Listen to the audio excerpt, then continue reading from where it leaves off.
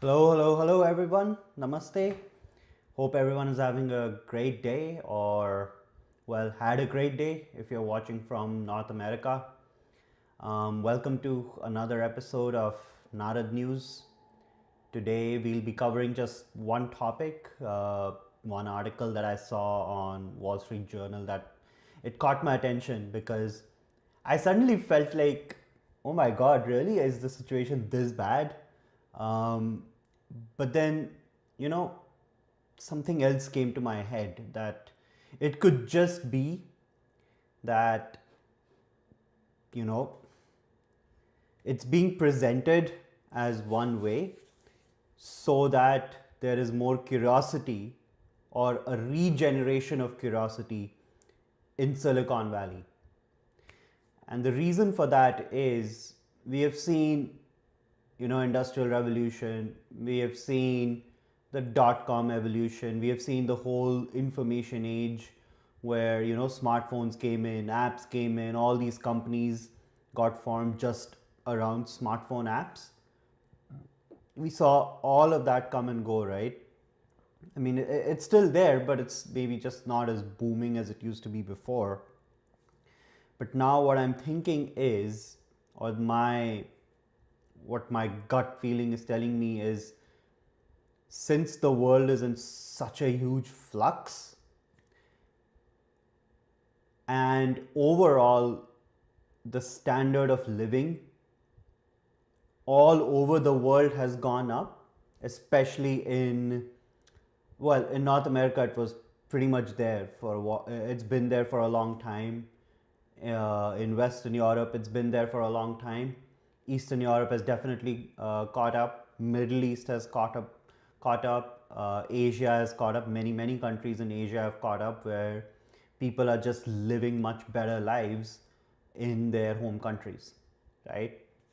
We have some neglected areas in the world right now. They are still, playing a little bit of catch up. They still have a little bit to go, but overall, I would say a large population of the world, I would say about 50 to 60%, maybe even more than that, population of the world is in a place where their life is basically good enough and they don't necessarily need to look to migrate.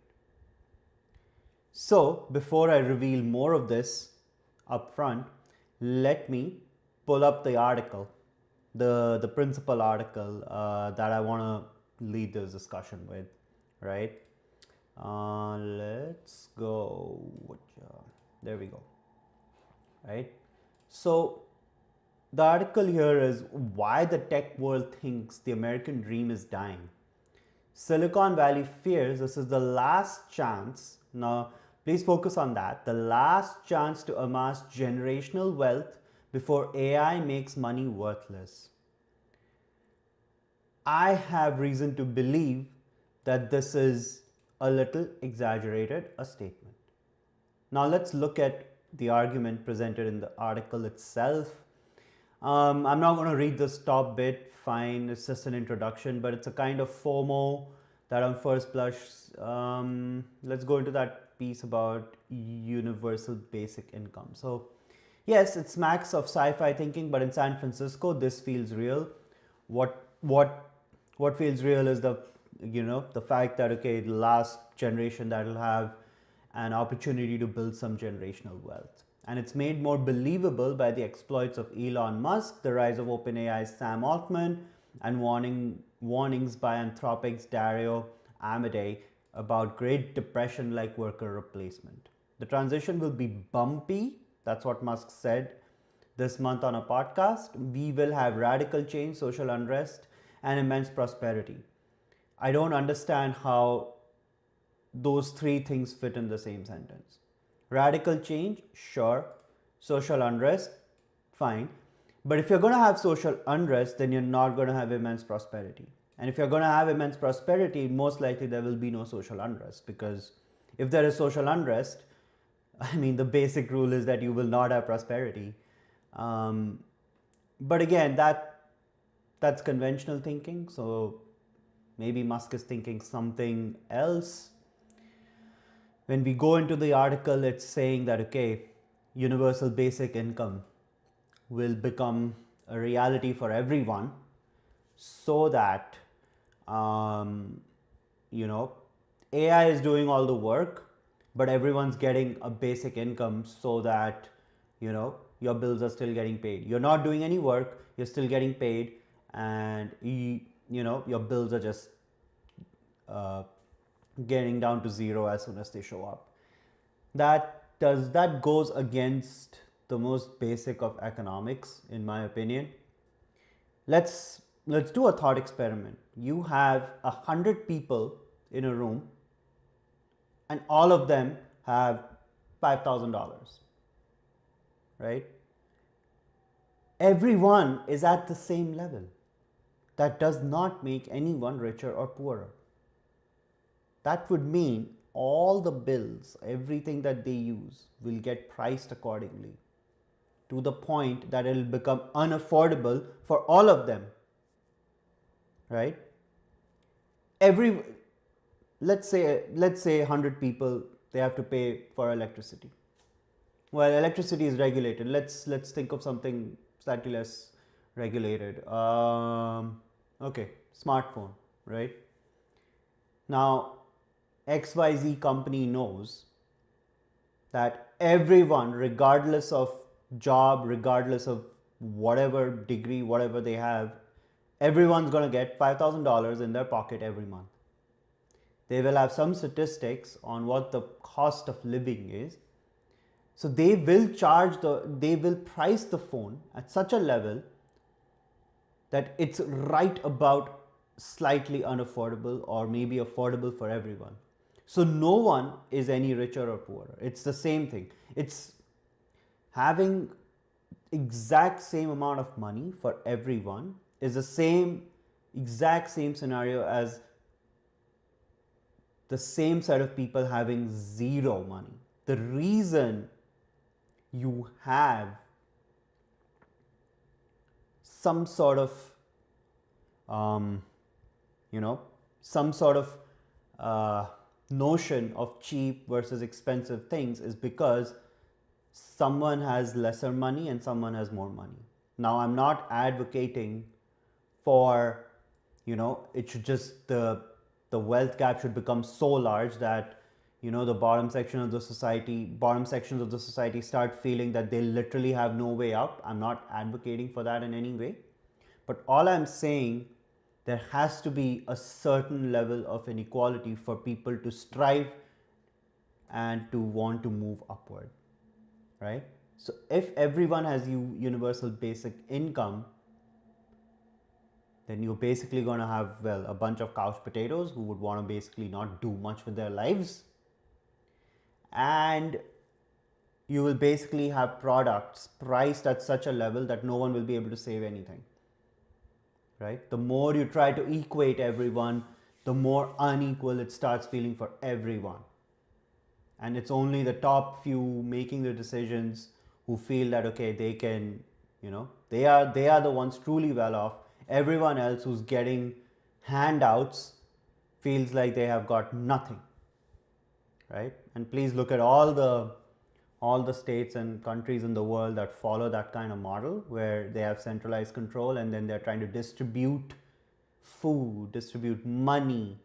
Yeah, it doesn't work.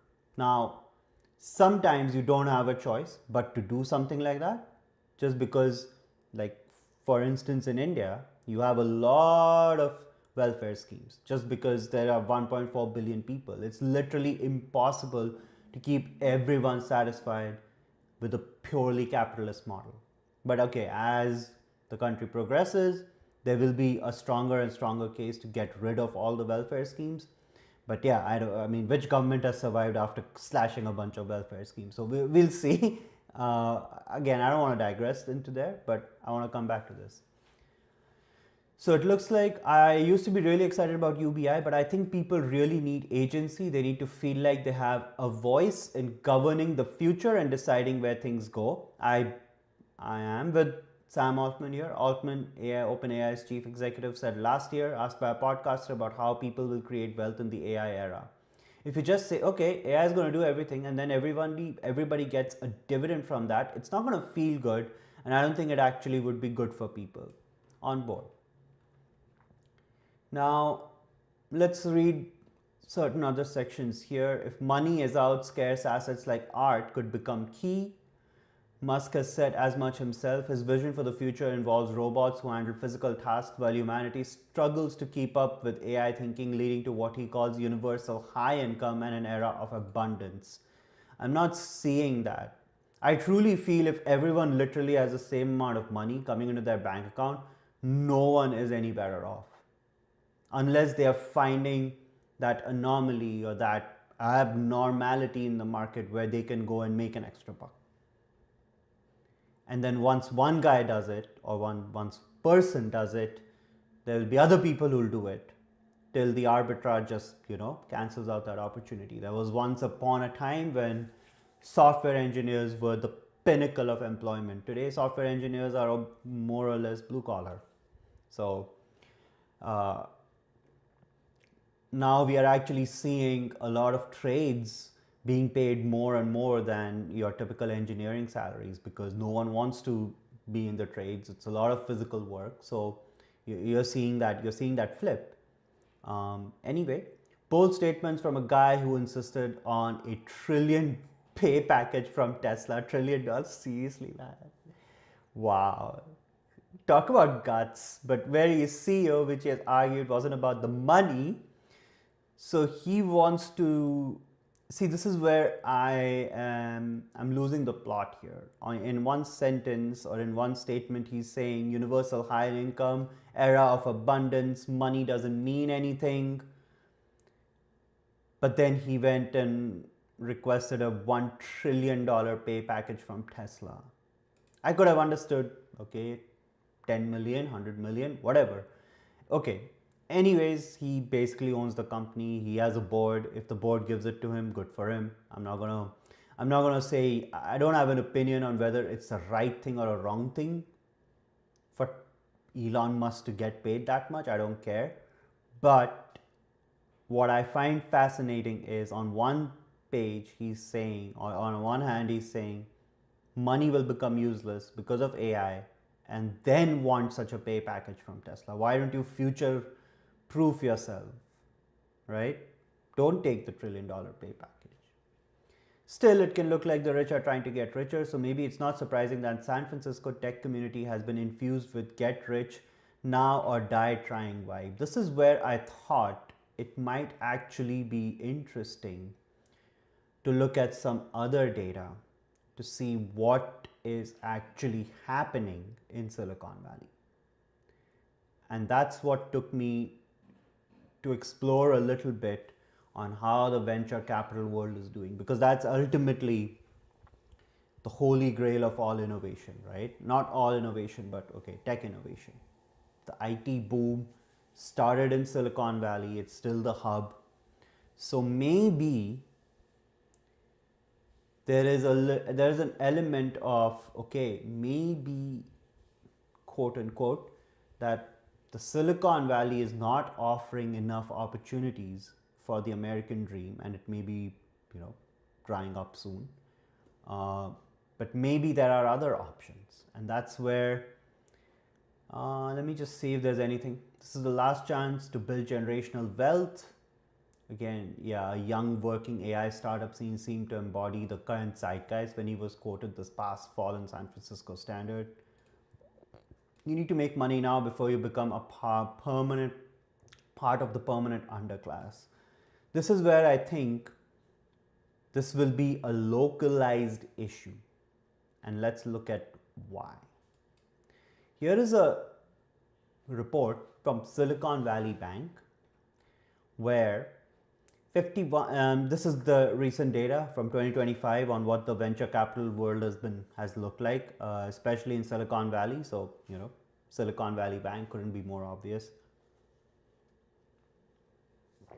CVCs are evolving their strategies in 2025. The pace of investment is more deliberate as CVCs pursue fewer, more targeted deals.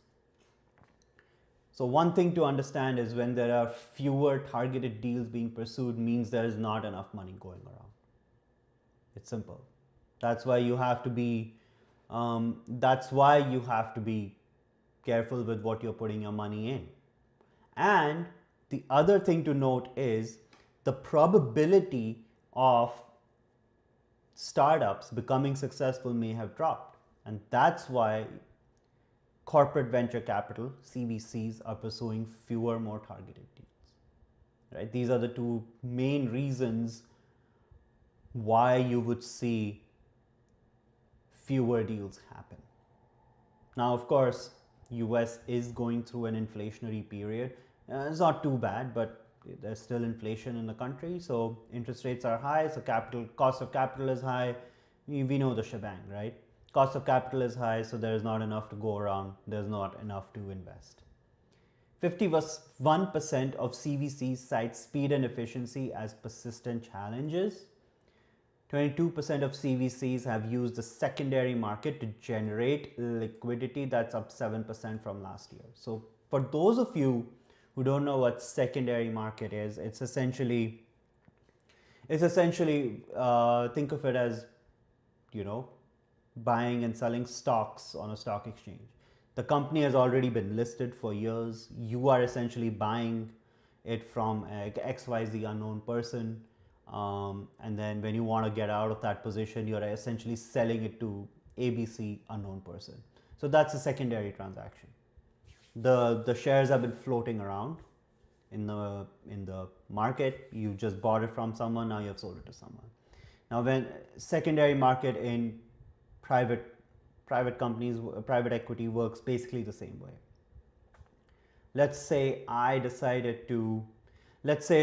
there's a fund manager, he has a series fund. I go and invest in this person's fund, and there is typically a lockup period. So let's say 3 years later, I'm allowed to withdraw my capital. Now I feel that, market is shaky, I want my money out.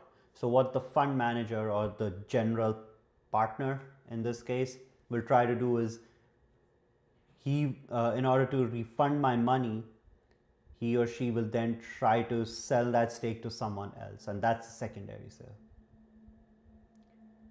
So the reason secondaries are needed to generate liquidity is because there are not enough takers for the primary, or maybe there is not enough primary even being generated because of the fewer, more targeted deals. So the same pot is roaming around in one way or the other. 2 in 3 financial CVCs are off balance sheet. Among strategic funds, the ratio is 1 in 5. Now let's take a look at this. CVC's greatest challenge is inefficiency. The top 3 problems facing funds are speed and efficiency, corporate prioritization, and bureaucratic decision making. This seems to be the theme of all corporate world, so I'm not really surprised. But again, if efficiency is going down, you'll have to supplement it with some sort of technology. AI is your answer to that. More CVCs are exploring secondaries. 2024, 48% no. I guess in 2025, only 44% said no. Yes, we have considered the secondary market. Look at that increase, 37, 35. Yes, we have used the secondary market, 15 to 22. So the ones who have considered the secondary market, the gap has reduced significantly. The gap is pretty low even in the no space. And then, of course, the usage of the secondary market is 2025 has actually exceeded, and we saw that figure, right? 7% increase. Now, most financial CVCs aren't on the balance sheet. Financial CVCs are more likely than their strategic counterparts to be off balance sheet and far more likely to have multi-LP structure. I won't get into the details of this, but Balance sheet basically means you can record it as an asset.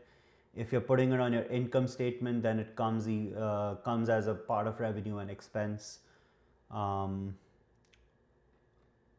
crux of the matter here, though, is, or the root cause of all of this CVC behavior, the rise of the secondary market, is this fewer, more targeted deals, right?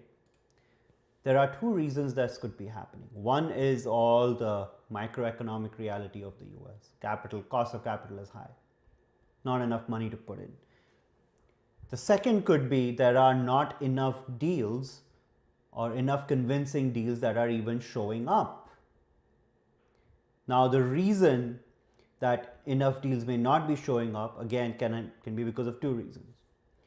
One is that everyone's trying to do a startup and most of it is junk, which has always been the case, right? 90% of startups fail.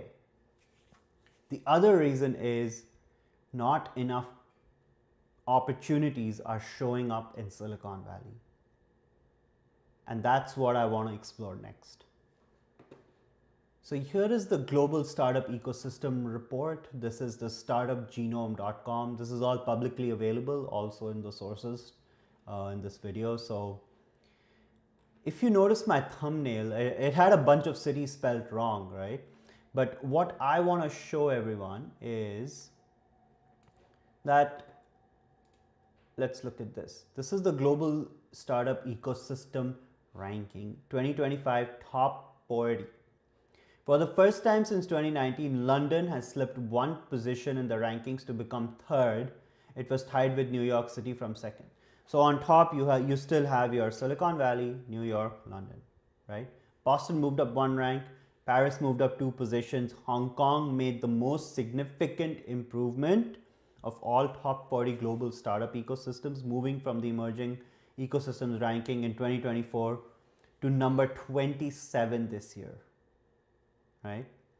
Bengaluru, a city in India, has made impressive progress, reaching 14. This is above Hong Kong. Philadelphia jumped 12 places to number 13. All Chinese ecosystems in the top 40 made improvements to their rankings. Beijing is now number 5. Shanghai is number 10. Shenzhen is number 17. Hangzhou is number 23. Guangzhou is 35. Right? I think all of you are probably getting where I'm going with this, right? Now let's look at the whole list. Just, now let's go over the whole list, right? So there are success factors, and then there's a score, or factor score given from 1 to 10. Now I'm not sure how these factor scores are really provided, but let's see. Yeah, okay, we're back here. So I don't know what their basis is, but okay, there's performance, funding, talent, experience, market reach, AI native, and knowledge. Now Silicon Valley top, except knowledge, little lower. New York City lower on knowledge, London higher on knowledge, Tel Aviv, Israel on knowledge is higher.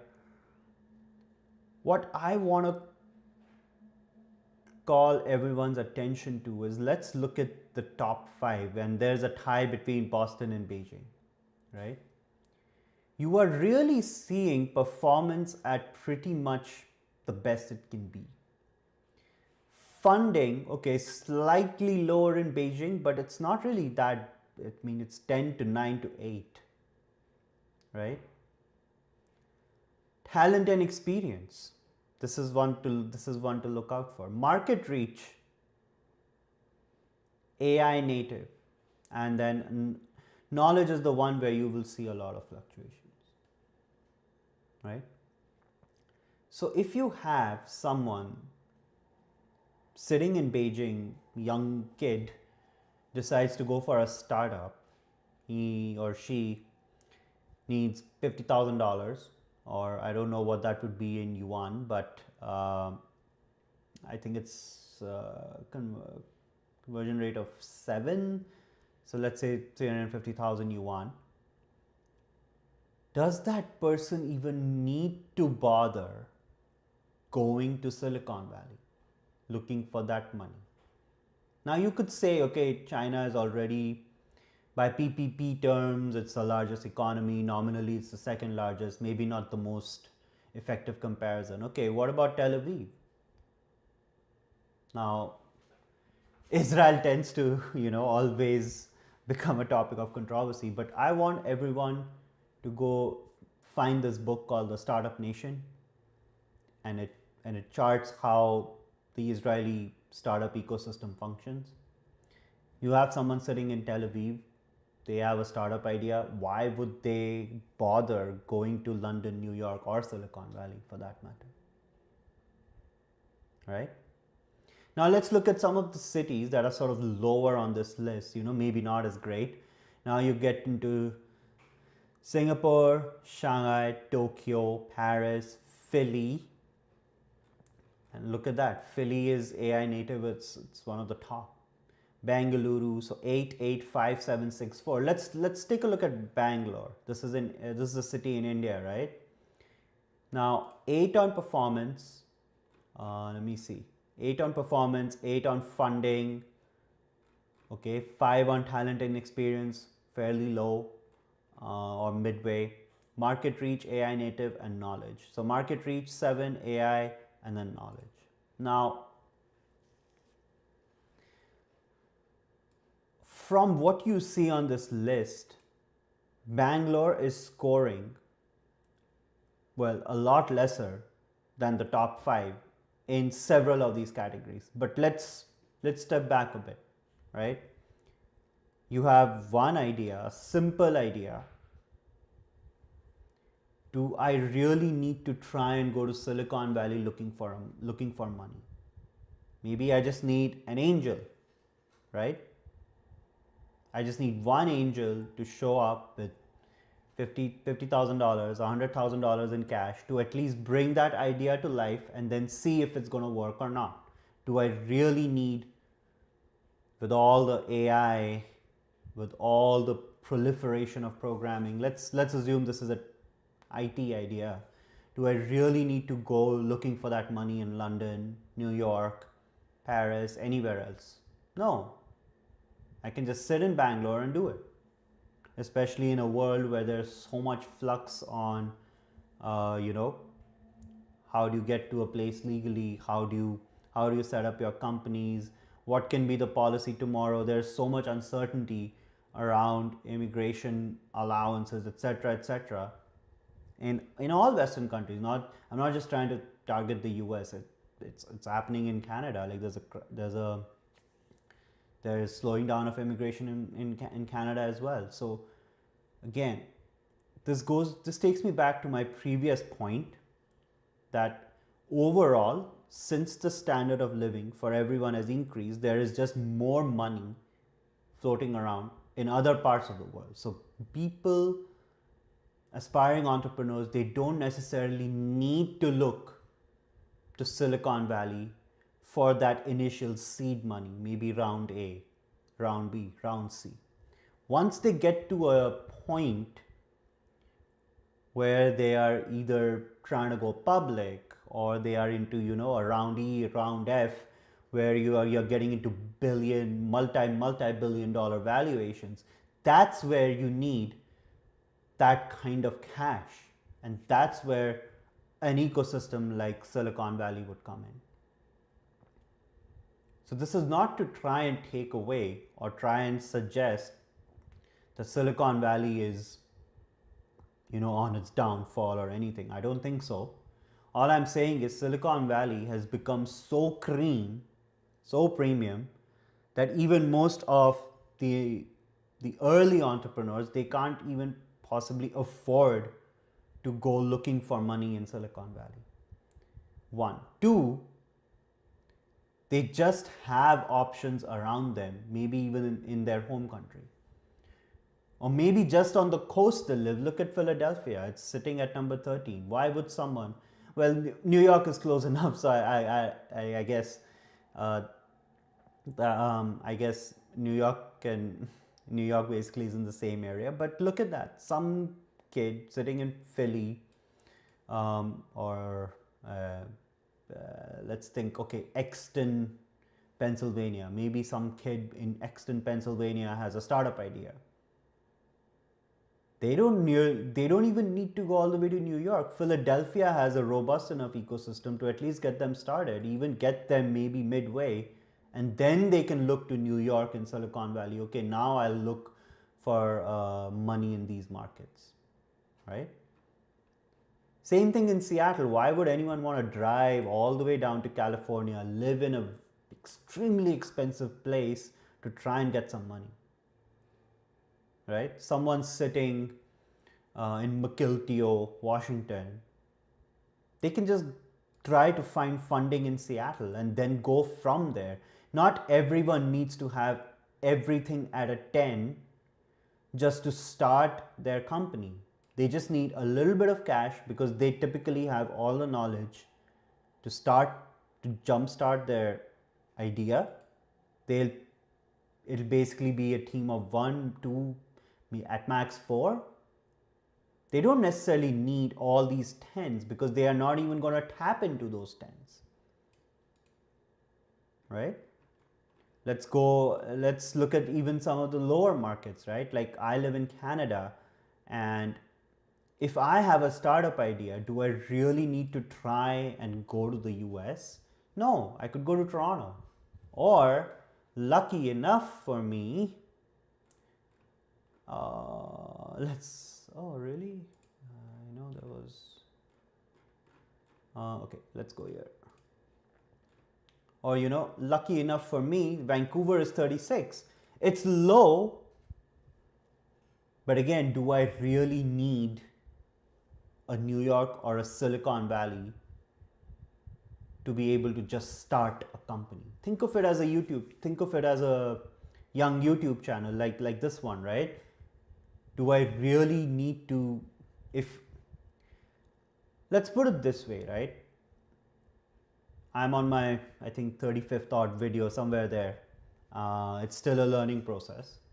And do I really need a Joe Rogan right now to make this channel go viral? Well, yes, if he does show up, this channel will go viral.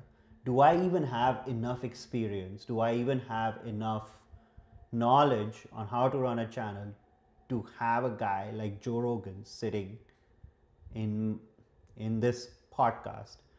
Can I even ask him enough intelligent questions? Can I even have an engaging enough conversation with him to make it worth his time to sit here for 2 hours? I couldn't even afford him probably. I won't even go there, but I'm just giving everyone a hypothetical example, or Alex Friedman for that matter. How do I keep such a person engaged? How do I even make it interesting where they go on with their guests for like 2 hours, 3 hours, it stays interesting and it captures your attention? Do I even have that kind of experience? Same way, if I'm just starting a new startup, a brand new startup, I don't even know if this idea will work. I have some idea that, okay, there's a market for it. I don't necessarily have my target audience figured out. What will I even do with all that money that comes from Silicon Valley? I don't even have enough experience to manage all that. Might as well look in the local market where it might not be as premium, but hey, it's good enough. It'll give me the start, and the people around me will be more perceptive to my idea just because even they are probably not hooked into the Silicon Valley network all the time. And once I graduate from the network around me, maybe then I'll go look for capital in much higher ranked venture capital areas. So yeah, guys, that brings me to the end of this discussion. I basically feel that the reason you're seeing a slowdown in the number of deals, or maybe you're seeing, a little bit of a doomsday scenario being painted in Silicon Valley, is because it's just too premium. Not every startup in the world needs Silicon Valley on day one. This is not the era of you know, uh, this is not the era of Apple, Microsoft, Google, all of them starting in garages in the Bay Area. It's just one thing is it's very expensive to live there. So if I were looking for seed funding, I think there's some ridiculous number that if you earn like $100,000 in the Bay Area, you're literally like below poverty line or something. I've not verified that claim, but that's what I've heard. I could be wrong. Please feel free to put that in the comments. But you know, $6,000 for a rent for a rental apartment. Not most new entrepreneurs cannot afford that because they're typically college kids or some school prodigies. They may have the brains, they just don't have that kind of money. They're trying to make money from their idea by bringing their idea into the world, right? So they can't even afford living in Silicon Valley. The problem is you get money from a Silicon Valley VC. The first thing is you'll have to pay yourself. And you will literally have to pay yourself about $150K just to be able to live there for a year so that you can work on your idea and you're not doing a part-time job in a Starbucks. So just because you have to be focused 16 hours a day, and if it's a team of more than one person, like 2 people, 3 people, your needs just keep going up and up. Yeah, of course you can get a bank loan and there are other ways to get capital, but instead, you could just hunker down, bootstrap in your local city, in your own country. And we have seen cities from US, of course, Canada, India, China. There's Munich, Zurich, so there's cities all over Europe, of course, London's in Europe. There are just many more options, and that's because over the years, there is just more wealth going around. And I'm not just saying, okay, Western Europe was rich, so fine, it makes sense. But number 37 is actually Sao Paulo, Brazil. That looks like a decent ecosystem, right? And even within the US, there are so many other options that you may not even want to go to Silicon Valley to start off. And that's why you're probably seeing even just cities in Texas. Dallas is number 38. Right? In Australia, you got Melbourne. I'm pretty sure Sydney's on there somewhere. Yeah, Sydney's number 25. So why would you want to take your flight all the way to the West Coast? Yeah, if you're already a big enough brand, then you may want to look for, the big money. So yeah, I'll conclude with that, guys. I don't think the American dream is dying. I just think there are many, many more options to quote unquote get to your American dream. And you don't necessarily even have to be in America to get to that dream. And that's what we are seeing with the data that we saw for Silicon Valley venture capital. And that's why you're seeing these kind of articles come out in Wall Street Journal that, oh, if you don't get used to AI, you will not be able to make money. I think it's just a little bit of an attempt to try and get maybe a few more people go to Silicon Valley. Maybe the story I've constructed here is not accurate, but I'm happy to learn. Please like, share, subscribe, comment. Let us know what you like. Let us know what you didn't like. You wanna, you hated it. Do let us know. You loved it, do let us know. And let us know if there are any other topics that you would like us to discuss. Happy to dig into those and talk about them as well. But till then, guys, have a great rest of the day. Or if you're just starting your day, then enjoy your Thursday, guys. See you soon. Ciao, ciao.